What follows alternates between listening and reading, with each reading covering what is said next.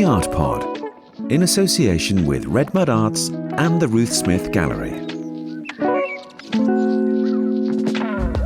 Hello and welcome to The Art Pod with me, Ruth Helen Smith.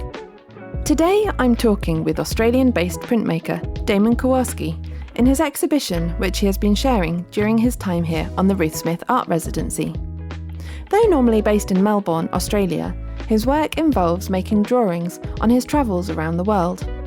As such, during his time here, he has been making preparatory drawings of local scenes, whilst on the walls of the show we have finished prints developed from sketches drawn in several different countries, including South Korea, Turkey, Eastern Europe and the Channel Islands. His work is characterised by the interplay between nature and the built environment. We're sat in the gallery where Damon's been staying for the last 10 days on the Art Residency.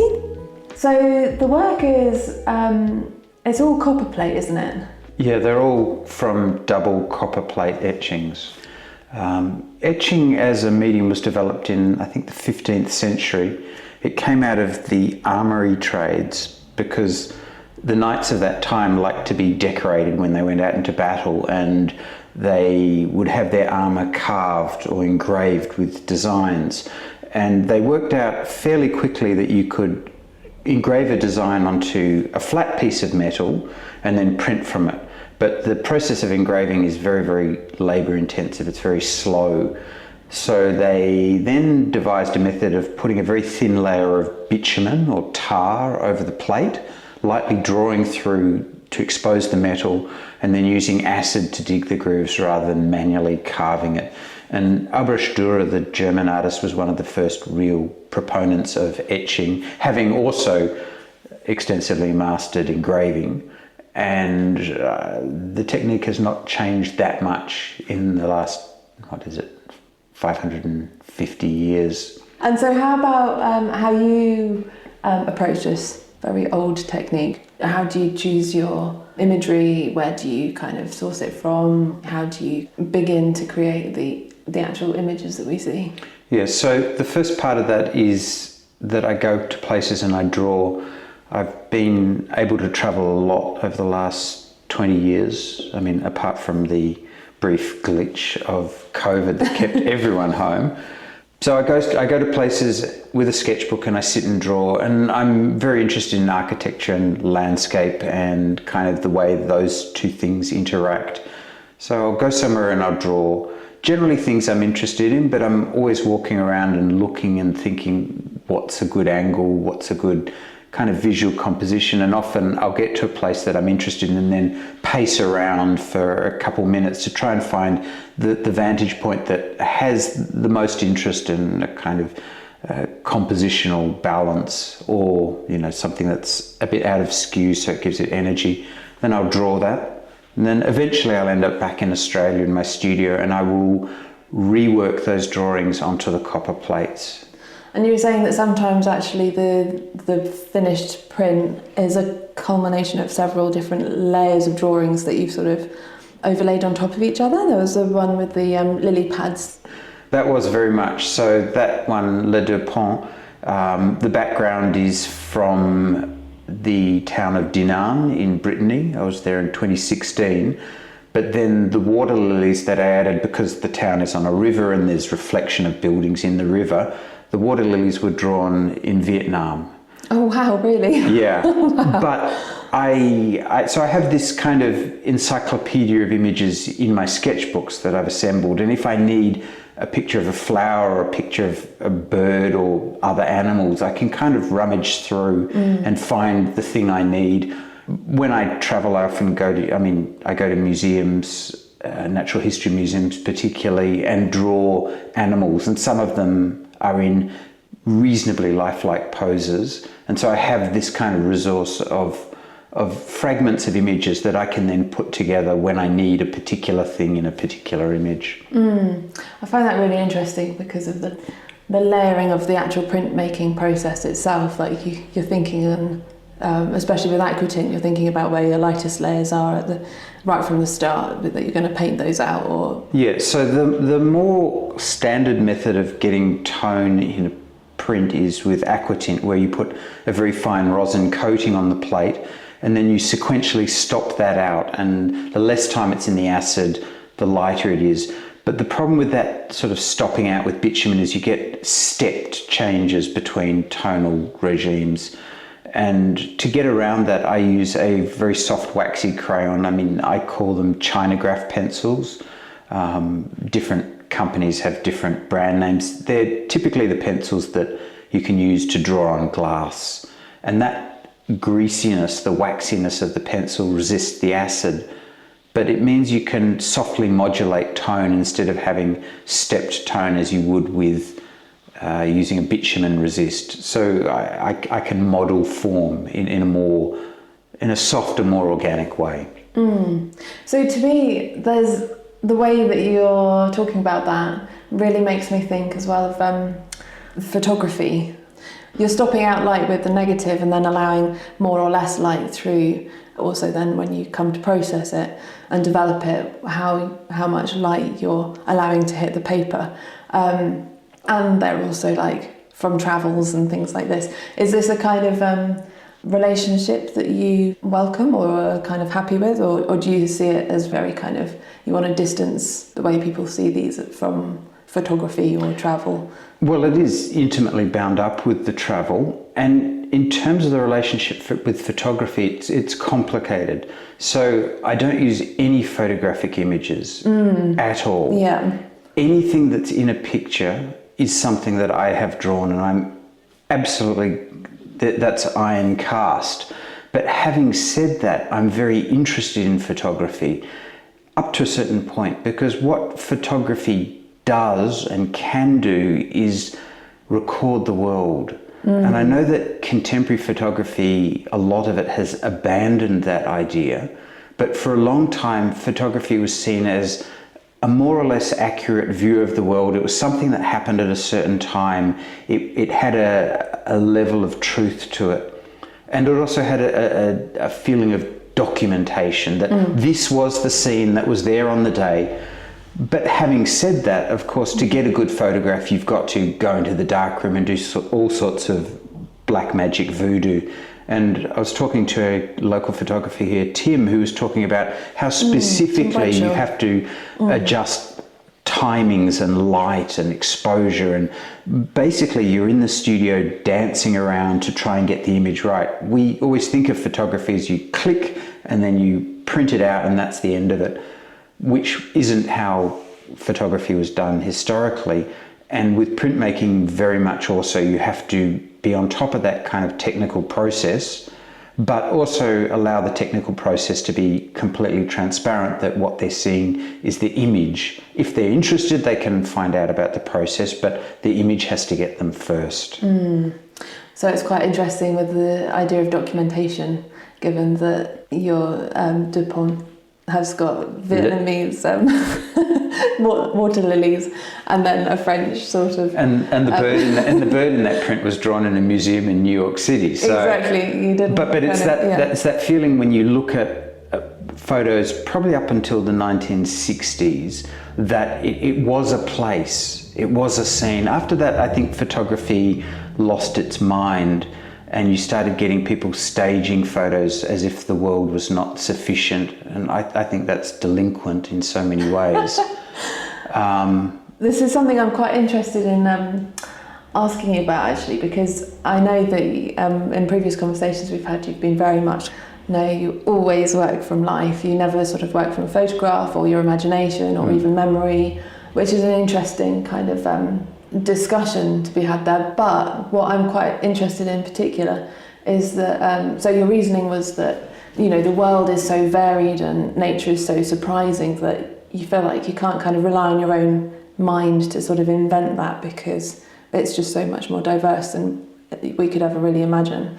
But then again, when you look through your sketchbooks, there is a kind of like quite a stylized feel to a lot of the way that you draw trees, for instance. They're like more often than not sort of like a little dotted line, sort of almost an absence, which is an interesting thing that I want to come on to with the prints, because it's like the total opposite when they actually end up in the prints. But there is a kind of schematicized. And that's very much that I'm sitting out somewhere drawing and I want to get the maximum information down to be able to make a print or a studio drawing. I don't want that out in the wilderness drawing to be the finished product. If I sat there and drew every leaf on every tree, it'd take me hours. And that would be, number one, hours that are uncomfortable to be sitting on a fisherman's stool in the sun or the wind or the rain. And also it would mean that I can do maybe one drawing a day instead of 3. And I'd much rather get the minimum information that I need and then be able to take that back to the studio rather than making a kind of finished thing out in the woods. Though it's interesting in terms of documentation, because I feel like taking a photograph would be a really quick way of documenting literally all the variety. Absolutely. But the thing that happens when you sit in the woods and draw for 2 hours is that you absorb something of the place and you're looking for 2 hours, which means you might think that this particular tree or this particular house is interesting, but through that process of looking and looking and looking, you actually realize the subject of the print or the drawing is elsewhere in the picture. And things happen. The sky moves, the trees move, there's a feeling. Whereas you walk out, you take a photo, you walk away, there's no engagement. So it's the engagement with the place. It's not just a sort of like transitory passing through to sort of like harvest material for a subject of a print. It's more the connection to that place. And it's also the editing process. I could walk around with a camera and take 200 photos in a day, but then what do I do with all this stuff? I've got to then at some point decide that I don't want 200 photos and whittle it down to 4 or 3, or in one day I could make 3 drawings. So in the end, I'm in the same place. It's just I'm doing that editing process out in the field rather than back at home with terabytes of hard drives. But back to the photography thing, you might know the famous series The Americans by Robert Frank. It's absolutely stunning, 1950s-ish. He was a Swiss photographer, went to the US. He was from a left background, so he was heavily criticized in the States for portraying a kind of top to bottom view of the States, which was not how they wished to see themselves. But subsequently it's become an absolutely totemic series of photographs. And it was the 50th anniversary of it in 2009. And I think a museum in San Francisco had an exhibition, but it also had his proof sheets and some of his negative rolls. And there's 60 or 70 photos in the series, and he took something like 20,000 photos. Right. To get that, or maybe it was 2,500, but whatever it was, it was, I think, 36 or 40 rolls of film. I mean, I'm not sure the exact numbers, but he took a boggling number of photographs to get those 60 things. And then he and his editor sat in an editing suite for 2 years and edited and edited and edited. Now, that's why they look so fantastic. But you can either do that in the dark room or I do that out in the field. And as it is, I end up with way more drawings in my sketchbook than I ever make prints out of. I was going to say, absolutely. But I mean, still the proportion is the proportion is not closer, too mental. I was walking around Tavistock today. I did 3 small drawings, so that's 3 hours or so. One of them might end up in a picture, none of them might end up in a picture. It might take 5 years before they end up somewhere, but I'm working from 3 rather than 500. And some aspect of one of those drawings might end up in another drawing. Possible. In another print, I want to go back to the trees, because I'm really intrigued by your trees. You're intrigued. Intrigued, very good. So in your sketchbooks, you sort of shorthand is to dot the perimeter of a tree. Perimeter of a tree. And the form of the tree. Right? And the effect is kind of interesting because you sometimes have quite a busy sort of like quite a human built environment, and then these sorts of dotted lines which become these sort of quite striking as these absences. And you definitely read them as trees, but it's sort of like a portal to some other sort of a kind of window there. But then when they become prints, they've got these they're like these little furry monsters. They kind of have their own character. And it's interesting as well to me that of all the built environments in the prints that we've got up in the gallery at the moment, there isn't a single human visible, but these trees sort of like somehow take on all this sort of life. Well, trees are full of life. And there are birds flying around a lot of the prints as well. Some of them, yeah. Is that a conscious decision? I mean, part of it is that the scale the buildings are at, people would not really appear anyway. The people would kind of be ridiculously small in many of the pictures. I mean, I'm looking at the etching of Mont Saint Michel, and I don't think you would see people at all. You don't have to go very far away, and people turn into a tiny little smudge. But it's also that when you put people in a picture, that becomes the instant focus. Whereas when they're not there, but it's a city, so it has to have people, but it doesn't have people. So there's a tension. And again, that for me, that goes back to early photography, where you had very long exposures. So you'd have a photograph of the streets of Paris, for example, and they're empty. Now, the streets of Paris in the 19th century were not just after the zombie apocalypse. It's that with a 15-minute exposure, you don't actually see anyone. You may see a kind of smudge where someone stopped at a street corner for a second, but they're gone. And when I'm sitting and drawing for 2 hours, the people are transitory and moving through, and they don't have a place in that. Interesting. But having said that, there are 2 images in the show that absolutely have people in them.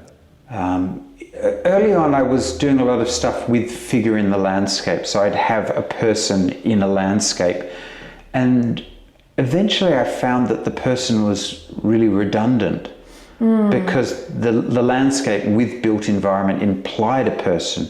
So the kind of intermediary stage was that the people became transparent and the background showed through them. And then I did that for a while, and then it was like, this is becoming a device, and I actually took the people out entirely. Right. So were you kind of thinking of anything to do like the sublime or anything like that? Because a figure in a landscape. Yeah, people did talk about a Rücken figure. That's the German word. Travel figure. Right. Which is because often it was the back of a figure, so you were looking at a person looking at a landscape, which is pure like Caspar David Friedrich. But then that figure looking at a landscape became transparent, so you were looking through a figure looking at a landscape, and then eventually the figure disappeared entirely. And I guess you are the figure in the landscape. Well, by the nature of making the work, but I but I don't think you have to self-referentially include yourself into all your artwork. But it's interesting, this sort of idea of the traveller in the landscape, and you being that figure. But I mean, lots of people have done that. Van Gogh, there's lots of course. You know, that feeling of Van Gogh walking through the cornfields, like, or someone, but it's a stand-in for him. That's interesting, actually, because Van Gogh paintings seem to have like so much movement and vitality in the things that he's painting. The cypress trees, it's almost the sky. like they are individual figures. Yeah. Or have some kind of spirit that you're looking at in the landscape, which, I don't know, do you feel like you're kind of doing that? Or that there's a sort of stillness that comes through? It's a balance, because nature will take over very, very quickly. We don't have to turn our backs for long, and the trees are growing in the footpaths, and the ivy is everywhere. I mean, the passion flower out the front keeps popping its head over into the house, into the far corner of the gallery. In fact, because it's going underneath the floorboards. It doesn't realise that a cob house is actually a house, not a cob. It's mud and cow manure. It's perfect, and a bit of straw. Precisely. It's an ideal environment. Yeah, so I should just welcome it in. That kind of feeling that nature is, we're just pushing back at it the whole time. I mean, I went walking on the old train line today in Tavistock, and a part of it is very nicely manicured with a path, and you go not much further and it hasn't been maintained, and the brambles and the gorse and the mud and all those other things. But this was something that was hacked out of stone, 5 meters deep by hand. And then you go a century and it's a completely post-apocalyptic environment right in the middle of a very manicured, pretty little town. So we don't have to go far, if we left the highways for a year, I reckon the oak trees would start growing. Yeah, there's some kind of like hopefulness in that. Or the opposite. I mean, one of the pictures in this show, actually, it's a picture of Melbourne. And at the end of 2019, we had terrible bushfires in Australia, really bad, thousands and thousands of acres, lots of people, stupendous numbers of animals were killed. But I live in the centre of a big city, and you could smell the smoke blowing in, and the sky went orange and the sun disappeared. So, and when it did rain at one point, and the rain was dirty and the cars were covered in soot and ash. And of course, December 2019, we didn't know, but March 2020 was coming, COVID was coming. So it was like this portent of an apocalypse. We had fire and then we had plague. And it just struck me that we live in these big urbanized cities, but it doesn't actually take very much for the natural world to come in and rain down mud and dust and pestilence upon us. So that was kind of the feeling that when I was making the particular picture in here called Naam. But at the same time, that process of nature coming back into the cities is rather lovely. There's something delightful about walking through reforested places, and that the softness that comes from nature overtaking all our hard geometries. Is that the symbolism of the kind of olive leaf that the dove is flying over with? Well, that actually was put in. I was asked to be in a print portfolio. I think the theme was peace or hope. So that's why that ended up in that picture. It really, I mean, everything you just said smacks of that particular story with the dove going from the ark. Yeah, hope after the apocalypse. Flood. Yeah, exactly. There's also, that's really wonderful. I remember a long time ago, the Austrian artist Friedrich Hundertwasser, he was talking about, he was asked to, he did a lot of architecture, beautiful, beautiful architecture, and he was asked to decorate a rubbish incinerator. Which is not the nicest of buildings. And he thought about this and thought, this is a terrible building. It's terrible to burn rubbish. I mean, they were turning it into energy. But then he thought, if you bury the rubbish, it turns into other things anyway. It's like just that the fire is a faster version of the natural process of decay.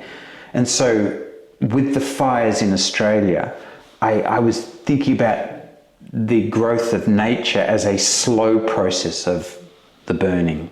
So the opposite of what he talked about. Right, interesting. I'd quite like to go back to the figures. So you've got two prints which are quite sort of, the figures are the prominent sort of subject. And when you're talking about drawing from life and your travels, you probably didn't come across someone sort of like lying down naked in amongst loads of, are they lilies? Anthurium lilies. No, regrettably I did not. I mean, you can always hope. You may have done. You can always hope. But for a long time I did life drawing for about 20 years. I went to life drawing once or twice a week. And so all the figures in my work came out of the people and the portraits that I drew in life drawing. And then in 2020, when the world closed down and I couldn't travel and I couldn't get new images, and really I couldn't leave the house.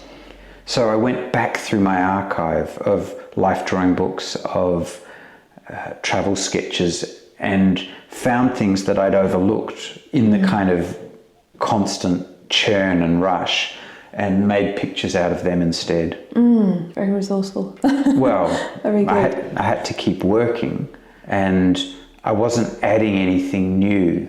in terms of getting information in, but I did have that library to fall back on. I think I just have one more question that I really want to ask, is about the colours, the choice of colours, because like smoky greens and there's occasional little touches of red. Which is hand coloured. Oh, is it? Okay. Yeah. Is there a reason for that particular choice, or is it just because that's what you see a lot of on your travels? When you're printing with two colours, you print one on top of the other, and you get a certain amount of mixing on the paper of the inks from the two plates, and they interact with each other. And red plus black is lovely, and blue plus black is lovely, and green plus black is hideous because it just makes it looks beautiful. The green out of the tube and the black out of the tube, like you can pull a blue out of a tube and a black out of the tube and print them together and it's bang. Red and black, bang. If you do a green and black, you end up with a really ugly, cold, sick green.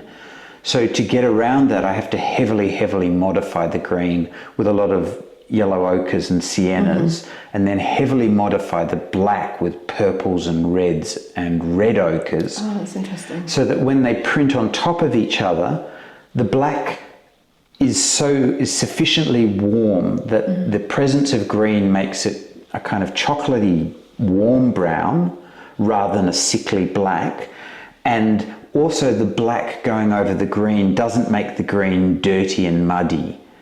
So that the two inks have to interact in a particular way. And I've over years kind of honed that formula of green. I am trying to get a more saturated, higher key green, but the limiting factor is the way those two plates interact, because you can't have a pure green and then put a pure color over the top, because you're always going to have some interaction between them. Yeah. Also, with etching, the greens out of the tube are typically extremely saturated and acidy, and nothing like the greens that you have in nature, which are often quite low key. Australia has a very particular green that's very low key. Often it's more a red really than a green. European greens are brighter, but I'm of course carrying the kind of understanding of colour with me, and I do try and modify when I get to a place, but I've got that knowledge of what green is. And it is the choice of going with the green and sort of like persevering with this very difficult combination of colours. Is it literally because that is the colours that you're sort of predominantly seeing? Yeah. I mean, for a long time I was travelling in North Africa and the Middle East, and so I was using, I guess, the colour plate, warm, sandy, rusty colours. And then in 2016, I went to France to a residency in Brittany, and everything was green. It was midsummer. You know, every bush, every tree, every hill, every field was like totally zinging. And I thought, I have to somehow record and incorporate this. So I went back to Australia and started trying to make etchings with this green, and it was a exploratory process to try and work out how to have a green in a picture, which is not the same as the green in the world, because ultimately the picture has to be coherent. It doesn't have to represent what you see, but it has to make sense in its own internal logic. And through that process of experimenting with transparencies and whites, and also a lot of input from my wife Hyunju Kim, who's an ace colorist. Actually, the first time I was in the print studio working with green, she came in specially to say, no, put more of this, put more of that, put more of this. And I'm like mixing up these colors, and she says, oh, it needs more Prussian, it needs more cobalt blue. And it's like, what? She's like, and I'm like, okay, Fantastic. No, more this, more that, more white. and she was perfectly right, but she's able to look at a sample of a colour and know how to get it to where it needs to be by adding micro quantities of all sorts of other pigments. Brilliant. Yeah. And you've come at quite an interesting time of year It's been gloriously sunny. Well, it's been amazingly sunny, but all the greens that, Devon's kind of quite famously green. It's a flag. It's a green flag. Right. With a cross on it. But it's... Well, the fields are massively green. The trees have not yet... They're just budding. To bud, and they're all just about to burst into this amazing kind of like really acidic kind of lime green. But you've got that contrast at the moment between the blue skies, the grey of the trees, and even like the hedgerows are still pretty grey, and some of them are totally dead, but then the fields are awash with colour. I'm very excited to see whether any of the Devon landscape makes it into your prints. It should do. Give it a little time. About a year. Thank you so much for listening to The Art Pod with me, Ruth Helen Smith, and my guest, Damon Kowarsky. Next time will be a special episode, an artist talk by painter Ineke van der Waal at her exhibition The Return at the Ruth Smith Gallery. I do hope you will join us.